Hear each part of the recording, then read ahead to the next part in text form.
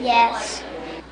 Marriage, I think, is a relationship between two people that love each other very much. I wasn't born then. To always love your husband.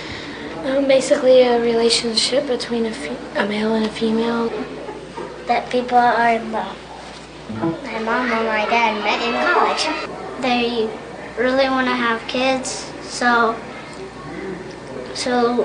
they can make more people to worship God. 20 years ago. 10 years. About 17 minutes. 100. A week. 15 weeks. I think 180 years. 25 to 26 years. She buys me shoes. Well, basically, she's the base. She brings them to school. She's a mom. A mom is a person who loves her kids and she'll take care of them. And even though she gets frustrated, My mom makes chocolate chip cookies for my dad. She's a hospital woman. Me and my mommy go out and go to the store. She cleans up. It's somebody who really likes their husband and they help each other. kind of the same thing as a mom. My daddy fixes my cars. He plays tennis with me. He's a boy and sometimes he wears a tie to church. He's a dad. My dad's shy. He works and does that so he can have some money so we can go different places. Watch TV.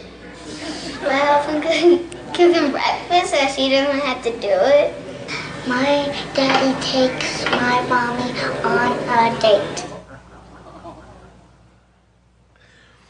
Oh, if only it were that simple. Someone once said, fairy tale marriage stories are written by those who've never been married. Probably my favorite quote on marriage ever comes from that great philosopher Socrates. Socrates said to his students, "My advice to you is get married. If you find a good wife, you'll be happy. If not, you'll become a great philosopher." Well, let's talk today about how we can pull together when we're being pulled apart in our marriage. I mean, there are a lot of things that pull us apart in our marriage, but the most dangerous things are not the most obvious things. You know why? Because the most obvious things you can see, right? And you can adjust for those things. And, we're aware of them because they're visible. But something I've observed in 30 years of working with marriages and also of being married is a truth that goes like this. The things that pull us apart the most are often the seemingly most insignificant things. But they build up over time. Like this. Where the dirty clothes get put when they're dirty. Whether or not the yard is maintained at a certain standard. Whether or not the house is maintained at a certain standard. How smaller amounts of money are repeatedly spent. How days off are spent. How little verbal digs are done. Or how sometimes accusations are asked in the form of questions. Or Facebook. And see, what happens is those seemingly small, little, insignificant things, they create silent resentments.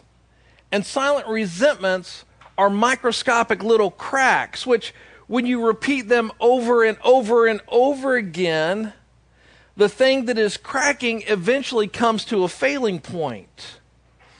And when they're done over and over and over again without thought, they kind of take on a synergy that makes them bigger than they might be just by themselves a few times. And just like invisible little microcosmic cracks in a pressure cooker, then it only takes a little ounce of pressure here and an ounce of pressure there, which an ounce isn't very much, but when you add it with other ounces, it builds up, and eventually you find yourself in a very large explosion and in open conflict where you find the couple sitting there and he's looking at her saying, "Where did this come from?" And she's looking at him saying, "I have no idea what is going on with you. Why are you so angry all of a sudden?" Well, let's talk about this. Mark chapter 3. A kingdom divided against itself will collapse. A home filled with strife and division destroys itself. So let's start. What are the source of our conflicts? I mean, what causes our conflicts? Watch this from James chapter 4. I'm going to have you circle a couple things as we go here. Do you know where your fights and arguments come from? They come from circle these next two words, selfish desires that war within who? You. See, I want what I want. I want what I want, you know. I think of me before I honestly start to think about you. And then when I do think about you first, I kind of resent that. I want what I want. You want what you want. And when those desires compete against each other, it's called conflict. And sometimes it comes in the most crazy places. How many of you married couples have an electric blanket on your bed? Now, when you bought an electric blanket for your bed, did you buy one with one control or two controls? With two controls, right, exactly. Because you can't even agree on what's the right temperature to lay in bed. I mean, at our house, you know, if I wake up in the morning and I'm like, "Oh man, I slept great last night. It was perfect in here." My wife is curled up like an ice cube, you know, with blankets and pillows piled on top of her and shaking. Or if she wakes up in the morning and she goes, "Man, I slept good last night," you know that I laid on top of the blankets all night with a big piece of paper going, "It is so hot in here." Yeah, you know? See, so those little things come out, but they add up over time when they're done over and over and over again. You know, when we do our pre-marriage work with couples, we're basically helping them look at 5 areas where marriages have conflict. We're helping them look at money. We're helping them look at sex. Not in your notes, by the way. Money, sex, in-laws, children, communication. So 5 things: money, sex, in-laws, children, communication. Anybody else in here 5 for 5? Those are the things we fight about. Almost every time we have a fight, it comes down to one of those things in our lives, right? See, growing up, you probably learned how to handle conflict from the family that you grew up in. And there's 5 basic ways that we handle conflict. I want to show you these because you probably use them. We need to talk about them, all right? First one, A, is my way. My way. That means, what that basically means is I fight until I win. I'm going to get my way, and you're going to pay for it as long as you try to stop me. I'm going to assert myself and assert myself and assert myself until I finally give up. Ladies, when you won't let something drop that you disagree with your husband on, and you keep bringing it up over and over and over and over again, that's my way. That's what that is, you know. When you come to a point when you're talking with your husband where he finally just stops and says, "Just tell me what you want and I'll do it," you have been practicing this one, all right? Now, number 2 is how guys generally respond to the first one, which is no way. No way. That means you're not going to get me into this fight. I withdraw. I pull back. I am not going to participate. I'm going to ignore the problem. No discussion on this. You know, I can keep the relationship calm on the surface, but underneath those little microscopic cracks are starting to form, and there's an explosive pressure that's building underneath. And by the way, guys, when you don't talk to your wife about it, that's what's happening. Those are not healthy ways to do it. Here's another not healthy way. C, your way. That means I give in to you. I always give in to you. Just tell me what we're going to do because that's how it's going to be anyhow. And it's just easier than dealing with your rejection of my thoughts. So I'm just going to give in to you because I want your approval. I want peace. I'm just going to roll over on this. But deep inside of me, there is growing a root of bitterness that is getting into the foundation of our home and is cracking the foundation a little bit at a time. All right? Now here's the one our culture wants you to do, and that's halfway. Halfway. I'll meet you halfway. We need to compromise on this. So what we do is sometimes I get my way, sometimes you get your way, but I'm always tracking that. I got a little scorecard going on, you know? And I'm going to let you have a couple because I want a big one later on, and you are going to give it to me because of the little ones I'm giving to you now. And so what happens is we both have our moments of happiness, but we do not have them at the same time. And see, if we keep trading wins, it's true, life will be calm, but it will never be tension-free between us. Now, that's certainly better than the first three, but let's go to the last one. This is the best one. This is the one we need to be functioning at as Christ followers. He is our way. Our way. This is when we've got we work together towards some mutual goals where we care more about the relationship between you and me than we care about the stuff that divides us. We care more about each other than we care about any other single issue. We value our relationship more than the things we tend to be at odds over. Now, what happens? How do we deal with this thing? Those things pull us apart. How do we pull back together? All right, several things for you. Number one, here we go. I need to call on God for help. I need to call on God for help. I mean, listen, I need to pray about things before I go talk to my spouse about those things. You say, well, I just want to go talk about it. Okay, listen, let me put it to you this way. If you feel like you need to go yank and knot in your spouse's tail, if you feel like you need to go rip your spouse a new one, if you feel like you need to go punish them, you need to discuss that with God first. You need to talk to him about that. You need to get his perspective, because getting his perspective on what's happening in your relationship may actually solve the problem right there. And it may be that when you talk to God about it and you pray about it, maybe God changes your heart. Maybe God changes your spouse's heart. But I got to tell you, there are so many things in your marriage that would go so much smoother if you learned to talk to God about it first. Let me make a suggestion to you. I want to suggest to you, when you need to vent, because modern psychology has taught us that we need to vent. I'm not convinced of that. I'll be real honest. Because most of the time when you vent something, someone gets hurt, right? Right? So maybe what you need to do if you really need to vent is you need to learn to vent vertically, not horizontally. You know, we're real good at venting horizontally. We vent right at our kids. We vent right at our spouses. But you need to learn to vent toward God. I mean, the book of Psalms. Have you ever actually read the book of Psalms? It is a manual on venting toward God. I mean, all through the book of Psalms, you got King David, and he's coming to God, and he says things like, I hate this. My life is out of control. I hate my life. I hate my enemies. I hate my kids. They're crazy. They're nuts. And I just want to run away, and I just want to hide. Listen, when you come at God like that, God is not shocked by that. Not at all.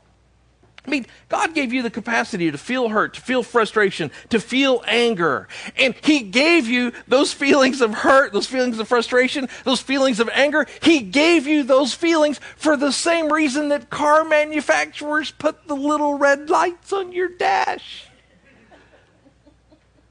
The lights we call idiot lights. They're there to warn you that something is not working properly, that things are being damaged. James chapter 4, verse 2. You want something, but you don't get it. You kill and covet, but you cannot have what you want. You quarrel and fight. See, what happens is you get into a relationship and that other person isn't delivering to you something you think you need. Maybe you really do need it. but maybe they're not capable of delivering it to you any more than you're capable of delivering it to them. And when those times happen, see, what you start forcing your spouse to meet needs only God can meet. God created you with needs that no other human being can meet. James chapter 4, verse 2 again. Keep going. Underline this whole last part. You do not have because you do not ask who? God. See, God wants you to look to Him in your marriage, and your needs are not being met because you're not looking to the right person for some of your deepest needs. All right, number 2. See, when I quit demanding my wife meets needs that she's not capable of meeting, it goes better between us, right? Because I'm not putting unnecessary pressure on her. Okay, now number 2. I need to confess my part of the conflict. Yeah, I know, and you're going, my part of the conflict is I asked her to marry me. No, that's not what we're talking about, right? You need to start with an honest gut level. I mean, you got to do a gut check. You got to really look inside, and you got to ask yourself, how much of this is my fault for real? How much of this did I instigate? You know? Am I actually the problem here? I mean, do I need an aspirin? You know, is this because I have a headache? Do I need a nap? Is this because of stress at work? What's really driving this? What's really pushing me in this way? Matthew chapter 7, verses 3 through 5. I love this. Jesus is a riot. Okay, watch this. And why worry about a speck in your friend's eye when you have a log in your own? First, get rid of the log in your own eye, then you'll see well enough. You know, when we read that, a lot of times, here's how we like to read that. And why are you worried about a speck in your friend's eye when you've got a log in your own, you idiot? Get the log out of your own eye first. Then you'll see well enough maybe to help somebody else. Now, you know, when Jesus is telling this, Jewish humor, Hebrew humor, was often humor by exaggeration, by just going over the top with something. So if it was stupid, it was intended to show you just how stupid it was. And when Jesus is telling this, I got to tell you, I have no doubt Jesus had an absolute big grin on his face. He was probably bubbling with that laughter deep inside of him as he's saying it. You know, it kind of makes your voice bump up and down when you're saying something you know is hilarious and you can barely get it out. And I can see Jesus walking by and grabbing somebody's stick, somebody's walking cane, and holding it up to his eye while he's going. And you have a log in your own eye. And the crowd has got to be absolutely roaring at this because he's reminding us of the obvious, that we've all got blind spots. We've all got blind spots. So he's telling us you've got to ask yourself, am I being realistic? Am I being too sensitive? Does this really matter? Why do I feel I have to express an opinion on this? Or am I just being selfish? All right, we could park on selfish for weeks, right? Let's just touch it for a second here. Case in point. One of the most common reasons given to justify divorce is this. We are simply incompatible. We've just become incompatible. You know, and I mean, that sounds intelligent, right? It's got 4 syllables, oh wait, maybe 5. Okay. So it's got more than 3 syllables in it, right? So it sounds like somebody knew what they were doing when they made that up, right? I mean, it's a $64 word. And it's got kind of this no-fault air to it, you know, that makes it sound, you know, kind of mature and, you know, kind of ecumenical. Can I share with you what 3 leading experts have said about incompatibility? And I'm going to tell you who they are, too, as we're doing this.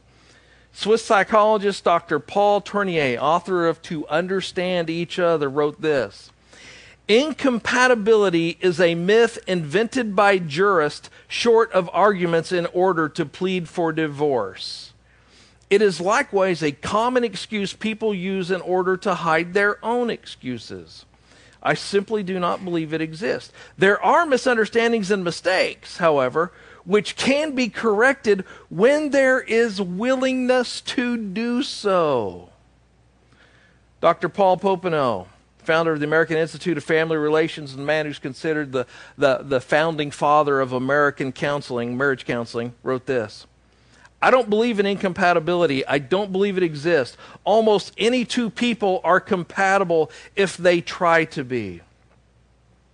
Dr. Archibald Hart, former dean of the Fuller School of Psychology, now senior professor of psychology there, said this.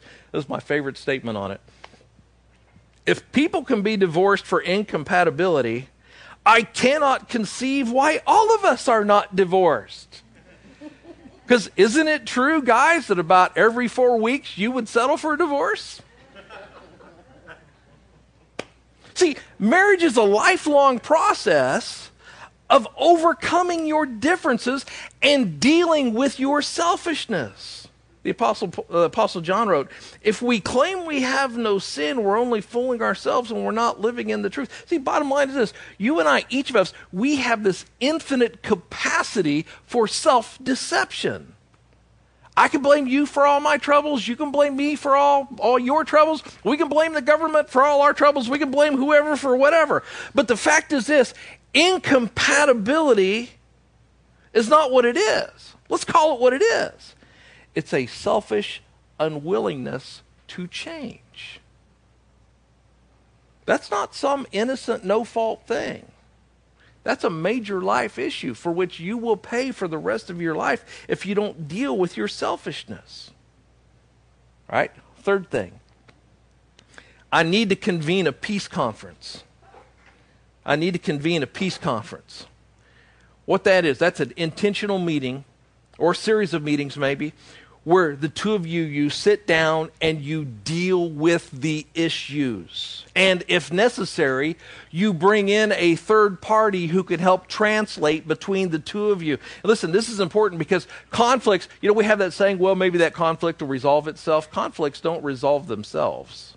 I mean, they require us facing them. The Bible is very, very clear, very specific about this. Matthew chapter 5. This is Jesus speaking again. Watch this. Therefore, if you're offering your gift at the altar and there remember that your brother has something against you, or your husband has something against you, or your wife has something against you, leave your gift there in front of the altar. First go and be reconciled to your brother, then come and offer your gift. He's saying it is impossible to worship God with unresolved conflict in your heart. John went a little bit further. John says, if you say you love God, but you still resent someone, you don't really love God. Man, Peter makes it even more specific. Peter says, if you're treating your spouse disrespectfully, you are making it so God cannot answer your prayers. So how do we convene a peace conference? Let me give you 3 things, okay? First one, A, choose the right place. The right place is going to be where you can be alone and not be interrupted by kids running through your room, by neighbors stopping by, whatever. It's going to be someplace you can be alone and be uninterrupted. And by the way, that place for your peace conference is not in your bed, in your bedroom. Okay? Understand this. Listen to me clearly here. Scripture says, let the marriage bed remain undefiled. That's not just talking about sexual immorality. That means don't defile it with anger and accusation and name-calling either. You save your bed for good things, not for tearing each other up, not for working through these issues. Don't do it there. Choose the right place, okay? Next one, B, choose the right time. Timing is everything. I mean, just because you're ticked off right now does not mean this is the time, right? So the two of you make plans, you schedule it. By the way, you don't schedule it after a long day at work when you are both already exhausted. And you especially don't schedule it for after 9 p.m. because your pastor will not answer your phone call if he thinks you're fighting after 9 p.m. You want to have a fight, you call me in the morning after 9 a.m. Don't you call me after 9 p.m. All right? See, when Paul tells us, do not let the sun go down on your anger, he's telling us a couple things. He's telling us, one, do it during the daytime when you're awake, not at nighttime when you're hoping to go to sleep, when you are totally exhausted. And he's also telling you another thing. You may not like this. You may not believe this is true. I assure you this is true. He's reminding you that your anger and how you deal with it is a matter of your choice. If you don't get to deal with it before the sun goes down, you know what he's telling you to do? Don't chew on it and don't stew on it all night long. Go to bed, get some decent sleep. Don't lay there and rehearse it in your head all night. Choose not to act out in bed on it. And then tomorrow morning when you're both wide awake, then you have that conversation. I know I get a lot of couples say, it says don't let our anger go, don't let the sun go down our anger, and we're going to get this out tonight. The sun is already down, okay? Especially at my house, all right? So choose the right place, choose the right time. See, choose the right attitude. You choose in advance that this problem is not going to end our marriage. We are going to get through this. But I'll tell you what you're going to have to do to get through it. You're going to have to get a real dose of humility, and you're going to have to get the positive outlook that God can work anything, anywhere, even in your marriage. Now, this next one, I actually debated making D on that list, and I decided, no, I'm going to have this one stand out by itself, all right? You want to draw together, you need to cut out the abusive language. Then you got to cut out the abusive language. I'm only going to spend a second on this because I'm going to deal with this in a lot of detail here near the end of the summer. But learn to attack the issue, not the person. And don't you ever use profanity at your spouse. For crying out loud. Do you like it when people scream at you? Do you like it when people curse at you? Do you like it when people call you names? Why would they? You know? And with that abusive language, you need to take some words off the table. They need to be intentionally removed from your vocabulary. And the first word you need to take out of your vocabulary is the D word, divorce. Because once divorce becomes an option, you will not work it out. You will always have an escape plan in your head that will allow you to continue to be selfish and immature and blame it on somebody else. Take divorce off the table. You got to do it intentionally. Watch this from Ephesians 4. Don't use foul or abusive language. Let everything you say be good and helpful so that your words will be an encouragement to those who hear them. Now, which part of that verse do your marriage disagreements usually fall into? The helpful part? No. See, nobody likes to be sworn at. Nobody likes to be cussed at. Nobody likes to be told they're expendable. So let me give you some advice. You're a child of God. Act like it. Act like it. Colossians 3. You must put away all these things. Furious rage, malice, insults, and shouted abuse. And don't deceive each other with lies anymore. All right. Number 5. I must consider my spouse's perspective. And you go, now I was with you till that one. Okay? I was up there till we got to that one. See, this one, you got to admit, this one's tough because this goes against our nature, right? I mean, this is not the way we think normally. So this requires a mature, intentional shift where I change my focus from just looking at me and what I want to looking at you and what you need and what you want. And I'll tell you, it takes God to help you do that. That's a mental shift we just don't naturally do, but it's key in resolving the conflict and preserving the relationship. Romans 15. For we must bear the burden of being considerate of the doubts and fears of others. See, our natural tendency is to blow off other people's doubts and fears. Because here's how we think. You know, my doubts, my fears, my concerns, they're all logical and reasonable, and they make perfectly good sense. Yours, on the other hand, you need to see a counselor. That's what we do, isn't it? Watch this, Philippians 2. I'm going to have you circle a word and write in a word, okay? You're ready here. All right? And, now there's the word look. Circle the word look. And look, and then right underneath that word look, let me give you a word to write. I'm going to give you the English spelling for this Greek word. S-C-O-P-O-S.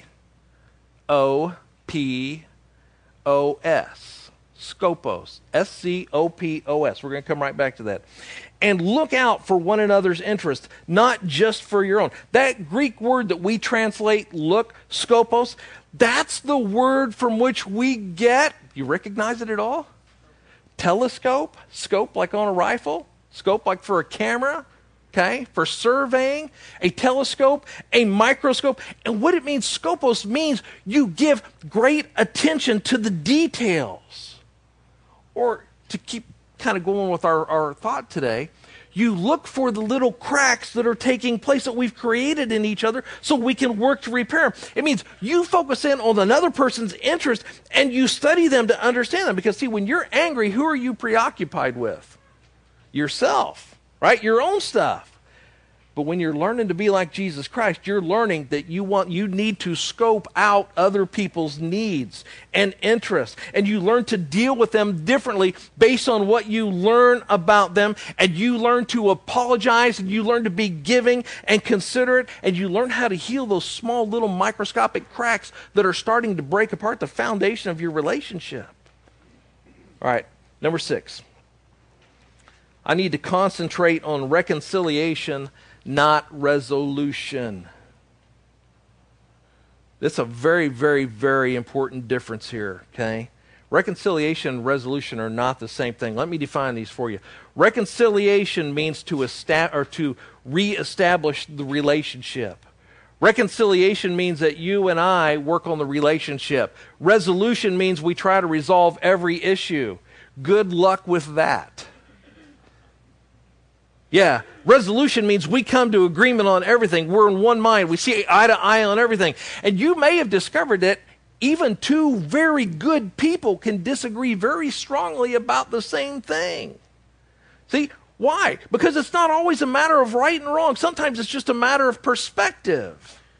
And if you think you can't love someone unless you can agree on everything with them, you're never going to be happy. And you're never going to know what love is. Now watch this next line in your notes there. The first, that's reconciliation, does not require resolution. We can reconcile the relationship without agreeing on everything. You do not have to resolve every disagreement, every matter of opinion to reconcile the relationship. You can disagree without being disagreeable. That, my friends, is called wisdom. Watch this from James chapter 3. The wisdom that comes from heaven is first of all pure and full of quiet goodness. Then it's peace-loving and courteous. It allows discussion and is willing to yield to others. It is full of mercy and good deeds. It is wholehearted and straightforward and sincere. All right, now let's wrap this up. Let me give you a couple suggestions from your pastor who loves you. I don't know where he is today. No, I'm just kidding. Must be in Muscatine. Okay. No, just kidding. All right. Hey, first thing. Maybe you need to get some professional help. I know sometimes people say to me, well, we've been to a counselor and it doesn't help. Well, of course not. If you don't do what they tell you, it's not going to help. You know, when your doctor prescribes you medicine, antibiotics for some illness, what's your doctor say? Take these until they're all gone. You take 3 of them and you don't take any more of them. Guess how much better you're going to be? No. Yeah, you got to do what you're told. Work with the people who know. Listen, we can connect you with people who help people for a living, people who understand what you're going through, and they can walk through dynamics you're not even aware of. They can walk you through those things more objectively. I mean, think about it. You need to do this at certain points in your marriage. When you can't get through it, that means you need the outside help. You say, well, I'm not going to go to outside help. I mean, we don't need help on that. Hey, can I ask you a question? If you break your arm, do you just yell, honey, can you bring me a couple of those paint stir sticks and some duct tape? We're just going to work on this in the garage. We're not going to go get professional help on this. No, you break your arm, you go get professional help, right? Isn't your marriage at least as important as your arm? You say, well, I can't afford that kind of help. You know what? If you didn't have insurance, you'd find a way to go get your arm fixed, wouldn't you? You'd make payments. You'd find a way to do it. You know why you'll do that when you break your arm? Because you'll find a way to do something you're serious about doing. And if you won't find a way to go forward to fix your marriage, you're not serious about fixing your marriage. So when you come to me after 9 o'clock at night, be prepared for an earful. Because I'm not going to help you if you're not going to help you. All right? Next thing, B. You really need to trust God, not your wounded emotions or your ego. You know, we've been sold a lie in our culture. You got to understand this. Let me give you an antidote for the lie, and you'll figure out what the lie is. Here's the truth. Just because you feel it doesn't make it so. Just because you believe it with all your heart doesn't mean it's right. Whoever came up with that phrase, just follow your heart, has destroyed more lives than probably any other person. Jeremiah said, the heart is exceedingly deceptive, and so much so that we can't even discern the real motives of our own heart. So you may be sure in your heart that it's time for you to fly, it's time for you to bail. You got to trust God in this, because your heart's going to get you into trouble. You know, that whole thing of following your heart, you know where that works? In Disney movies, which are made for kids, which aren't real.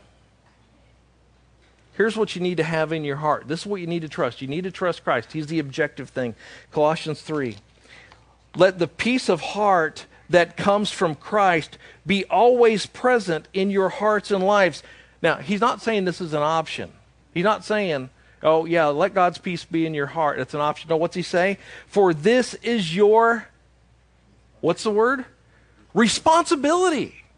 But it's not just a responsibility, it's also a privilege as members of his body.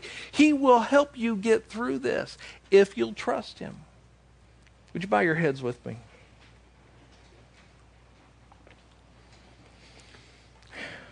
Now, in just a minute, this is where I'm going to call on those of you who are divorced to really pray your hearts out for people sitting around you here in just a minute. Maybe you're not contemplating divorce right now, but at least not openly. In the back of your head, you're thinking it through. You're wondering, you're already trying to convince yourself your kids will be absolutely fine if you divorce.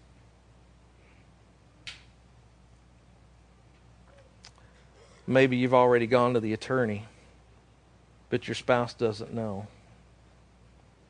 Or maybe both of you right now are you're starting to duke it out over who gets what and how it's all going to go down. Listen, I'm going to pray and I'm going to give you a model, and I want you to pray it in your heart, but put it in your own words as you need to. But I'll tell you right now, stop making excuses for yourself.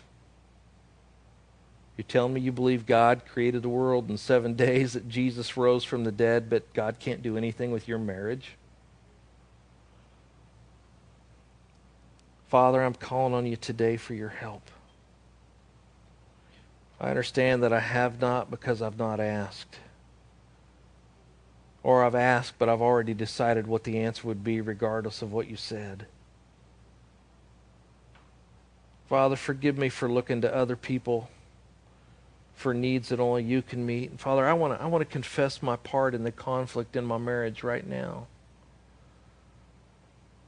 Father, I want to be honest about it. Help me to get the problems in my life. Help me to get the big board out of my eyes so that I can see clearly. God, give me the courage to convene a peace conference. Help us as a couple to establish some guidelines, some ground rules. Help us to cut out the loud volume and the abusive language. Father, help me to consider my mate's perspective, not just to see things from my viewpoint and what I want, what I like, but Father, help me to be considerate of the doubts and the fears and the interest of my spouse. Help us to concentrate on reconciliation, not necessarily resolving every issue we've got, but resolving to make this the truth, that is, that our relationship is more important to us than all that other stuff. God, I know I'm so selfish. I need your help to do this. And so I'm asking you, Father, today to send your Spirit into my life in a new way, in a much more full way. Send your Spirit into our marriage. Father, make us who you made us to be. Make our marriage what you intended marriage to be. And it's in Jesus' name we come with humility, asking in desperation for your help. Amen.